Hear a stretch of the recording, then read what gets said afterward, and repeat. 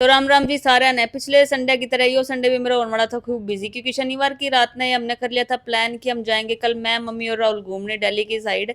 सुबह उठी और देखा तो मम्मी का पाया बीपी डाउन और सर्वाइकल की प्रॉब्लम हो गई थी शुरू। तो कल रात को ही हमने डिसाइड कर लिया था कि कल सुबह बनाएंगे हम इडली सांभर। तो सांभर की सारी तैयारी करके सोए थे जी, साग सब्जी जो भी आती है उसकी ले आलू के धर के सोए थे। मम्मी को हंसते खेलते सोता छोड़ के गए थे और सुबह उठ के आई तो पता चला बीपी तो हो गया है डाउन और सर्वाइकल हो गया है शुरू। तो अब मैं फंस गई थी, क्योंकि आज से पहले मैंने अकेले कदे भी सांभर नहीं बनाया था और मम्मी तो अच्छा सांभर मैंने किसी और का लागे नहीं करा, पर फिर भी मेरी गुरु की सारी रेसिपी को फॉलो करते करते इस चेले ने बहुत स्वाद सांभर बनाया। इडली बनाने के लिए मैंने पूरी तैयारी कर ही ली थी, इतने में पापा की आवाज आई कि बेटा आज हम इडली नहीं खाएंगे, आज हमारे लिए बना दे चावल। तो शुक्र है मैंने पेपर काटा नहीं था ये इडली का।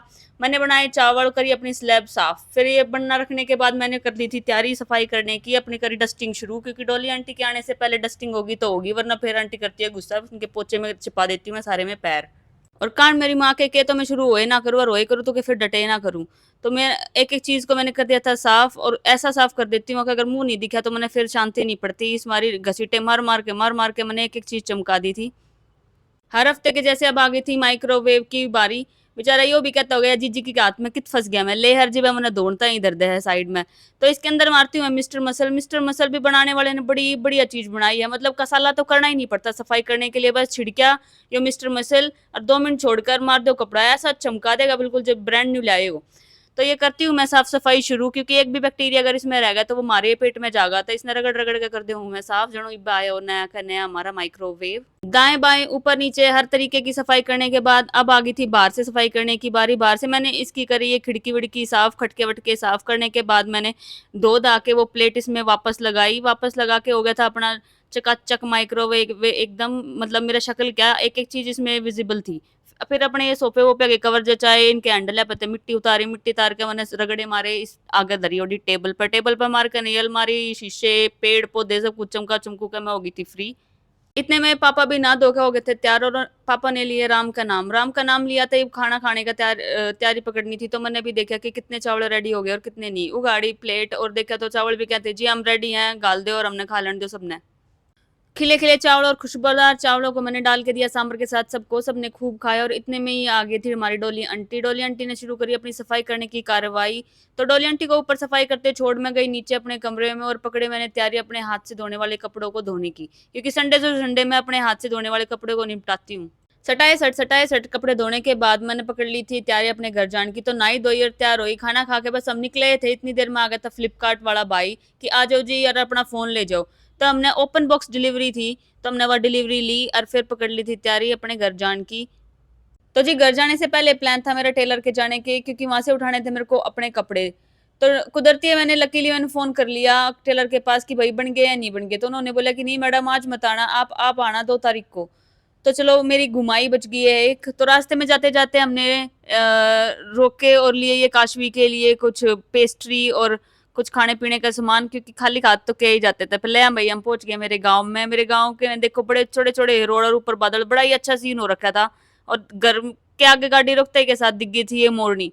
तो इसके एक मोरनी से मेरे को याद आया कि हमारे घर एक था मोर, मतलब रोज आता और हमारी सीढ़ियों में बैठता था। पापा ने उसका नाम मैं श्याम रख दिया था, पर वो मोर आकर था बैठता कई घंटे रेस्ट करके जाता, पर मारी एक पहरेदारी लगा दे करता, क्योंकि वहां था हमें बिल्ली के आने का खतरा कि कदे बिल्ली आ जा और इतने सुंदर से मोर ने परेशान नहीं कर जा।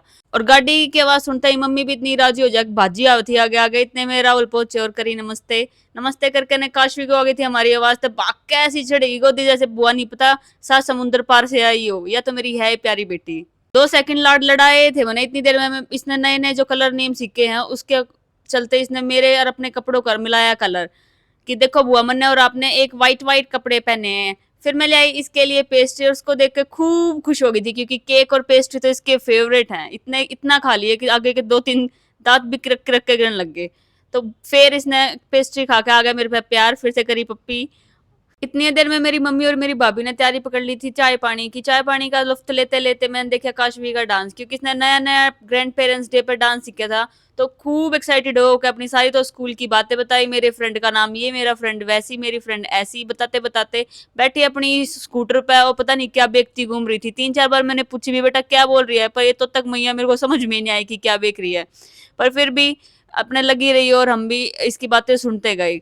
काशवी की बातें इतनी ज़्यादा इकट्ठी हो रही थी कि इसके चक्करों में हमने अपनी तो बातें करी नहीं, तो हमने अब उठा दी थी टीवी देखने के लिए। इतनी देर में आ गया था ढोकला खाने का टाइम, खाया ढोकला और फिर से इसकी बातें शुरू हो गई थी और मेरे पापा भी आ गए थे और पापा को जाना था एक बार दीपेंद्र हुड्डा के एक प्रोग्राम में।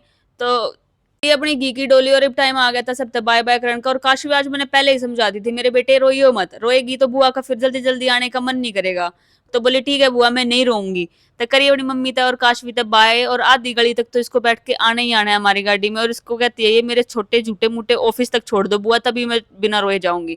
तो हमने इसको छोड़ा और इस प्यारी बच्ची ने हाथ जोड़ के करी नमस्ते और फिर हम निकले अपने घर के लिए। गाँव से निकलते-निकलते दिखा ये बहुत पुराना और बहुत बड़ा और डूंगा अपना जोड़, जोड़ के साइड में ही था मेरा शिव जी का मंदिर जहाँ मैंने 16 सोमवार के व्रत कर के राहुल को मांगा। तो ये हंसी मजाक की बातें करते करते और अपने 16 सोमवार की कहानी बताते बताते हम आ गए थे अपने घर की तरफ। इलेक्शनों की तैयारी थी जो जोरों शोरों पर, हर पार्टी ने ऐसी डेकोरेशन कर रखी थी मानो कोई त्योहार हो। और ये झालर तो मेरी फेवरेट है, हमारे गांव में तो बचपन में लगा करती, उसके बाद लगी नहीं, तो मैं तो इनको मिस कर रही थी। देख के हुआ दिल बहुत खुश और आके ना अपना घी देखा और ये सोने सा घी तो मेरा बस पूछो ही मत कितना फेवरेट है। हर चीज में घी खा सकती हूँ मैं, इतना अच्छा लगता है मेरे को घी। घर आके बनाई शाम को शाम की चाय और चाय पी के बस बैठे ही थे, इतनी देर में आई मेरे को गली में से रोले की आवाज। पर बाहर जाके देखे तो कोई रोड़ा नहीं बल्कि था नारों की आवाज। तो ये आंटियां और दीदियां सब लेके घूम रही थी बीजेपी के झंडे नारे लगाती हुई। तो जी आज तैयारी थी मेरी जल्दी शाम को खाना बनाने की, तो मैंने दाल और रोटी बनाने का प्लान किया क्योंकि मम्मी की तबीयत नहीं थी थोड़ी ठीक, तो लाइट लाइट फूड ही ठीक रहेगा। तो जल्दी सी बनाई मैंने दाल और रोटी। रोटी बनाने के बाद था मेरा प्लान प्रेस करने का, क्योंकि अगर मेरे कपड़े एक बार रख दिए तो फिर वो शायद पहनने से पहले ही प्रेस होंगे, तो ये रिस्क ना लेते हुए मैं साथ के साथ निपटा दूं तो वही ज़्यादा सही है। तो करिए अपने कपड़े प्रेस और आज का दिन हो गया था पूरा। तो आज के लिए बस इतना ही, मिलते हैं अगले व्लॉग में। जय श्री श्याम।